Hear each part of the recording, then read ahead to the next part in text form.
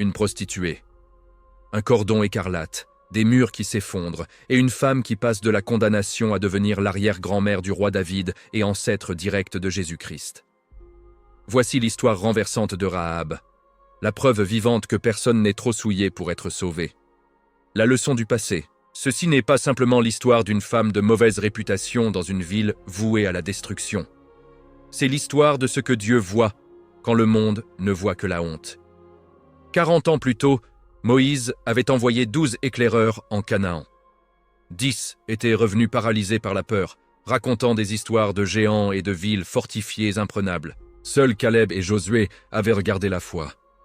Caleb avait déclaré avec audace « Montons, emparons-nous du pays, car nous en sommes capables. » Mais les 10 autres avaient semé la panique. « Impossible, ces peuples sont plus forts que nous. » Nous étions comme des sauterelles à nos propres yeux. Cette peur collective avait coûté à Israël 40 années d'errance dans le désert. Une génération entière avait péri sans voir la terre promise. Mais maintenant, l'heure était venue. Josué, le nouveau chef d'Israël, se tenait au bord du Jourdain. La terre promise s'étendait de l'autre côté. Et cette fois, l'erreur ne se répéterait pas. La mission secrète. Josué prit une décision stratégique. Cette fois, seulement 2 hommes seraient envoyés en reconnaissance. Pas de fanfare, pas d'armée. Juste 2 espions glissant dans l'ombre, sous le couvert de la nuit, avec une mission claire. Observer Jéricho. Jéricho n'était pas n'importe quelle ville, c'était la porte d'entrée de Canaan. Une forteresse imposante, entourée de doubles murailles massives. Ses guerriers étaient aguerris, ses défenses réputées impénétrables. Attaquer sans renseignement serait un suicide collectif. Mais si Jéricho tombait, le reste de Canaan suivrait comme des dominos. Les 2 espions traversèrent le Jourdain discrètement et pénétrèrent dans la ville. Mais au lieu de se cacher dans les champs ou de camper à l'extérieur, ils se dirigèrent vers un lieu inattendu, une maison construite directement dans la muraille de la ville. La maison de Rahab, une prostituée. Le texte sacré nous dit « Josué, fils de Nun, envoya secrètement de Chittim 2 espions, en disant « Allez, examinez le pays, et en particulier Jéricho. » Ils partirent, et ils entrèrent dans la maison d'une prostituée nommée Rahab, et ils y couchèrent. Personne ne s'attendrait à trouver des espions israélites là. C'était une maison fréquentée par beaucoup d'hommes, mais jamais respectée.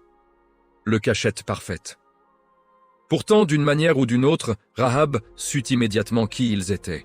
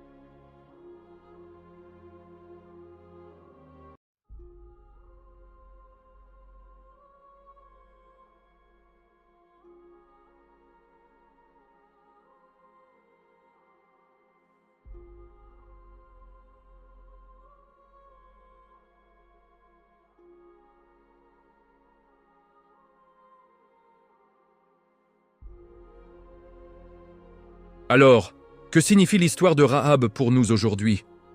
Elle signifie que personne n'est trop loin pour être sauvé. Peu importe votre passé, peu importe ce que vous avez fait, peu importe comment les autres vous voient, Dieu vous voit différemment. Elle signifie que Dieu ne nous définit pas par notre passé, mais par notre foi. Quand le monde voit la honte, Dieu voit le potentiel. Quand le monde voit la condamnation, Dieu voit la rédemption. Elle signifie que la foi, même depuis les marges, même dans le secret, même avec la peur, peut déplacer le ciel. Rahab n'était pas une grande théologienne. Elle n'avait pas étudié les Écritures. Mais elle a cru ce qu'elle avait entendu sur Dieu, et cela a suffi. Elle signifie que vos choix aujourd'hui peuvent changer votre destinée pour toujours. Rahab a fait un choix dans un moment de crise.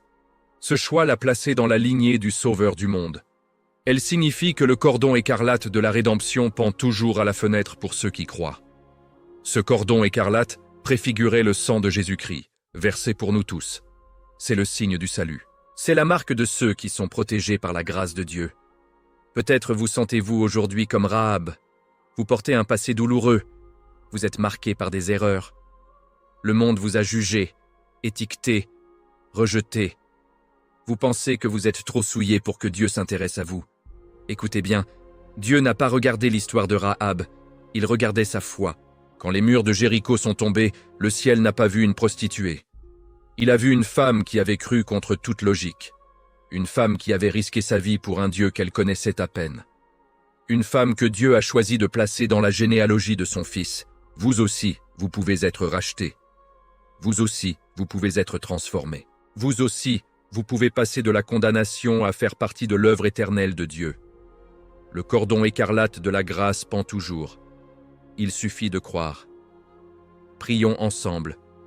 Père céleste, nous venons devant toi, humiliés par ta grâce et ta miséricorde. En réfléchissant à l'histoire de Rahab, une femme marquée par son passé mais rachetée par ton amour inébranlable, nous sommes émerveillés par ton pouvoir de transformer les vies. Comme Rahab, nous avons tous échoué. Mais ta miséricorde nous appelle à nous élever au-dessus de notre passé et à marcher dans la nouveauté de la vie. Nous reconnaissons, Seigneur, que nous sommes un peuple qui s'est souvent trouvé au milieu de la destruction, faisant face au chaos de nos choix et de nos circonstances. Pourtant, nous savons que ta miséricorde est plus grande que toutes nos erreurs et que ta grâce suffit pour nous restaurer. Nous venons devant toi aujourd'hui en demandant la même miséricorde qui a épargné Rahab et sa famille au milieu de la chute de Jéricho. Nous confessons nos insuffisances, nos peurs, et les moments où nous avons choisi la sécurité plutôt que l'obéissance. Mais comme tu as utilisé le courage de Rahab pour accomplir ton plan, nous te demandons d'utiliser notre foi, aussi petite soit-elle, pour réaliser ta volonté dans nos vies.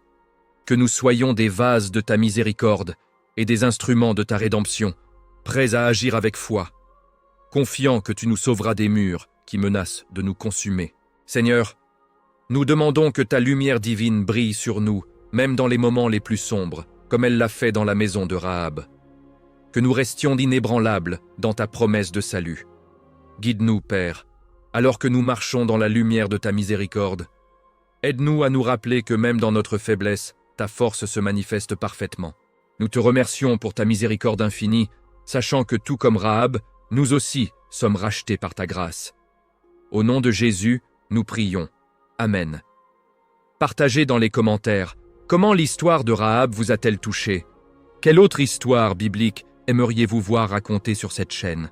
Abonnez-vous pour ne manquer aucune de nos histoires de foi, de rédemption et de transformation. Que le Dieu de Rahab vous bénisse et vous garde.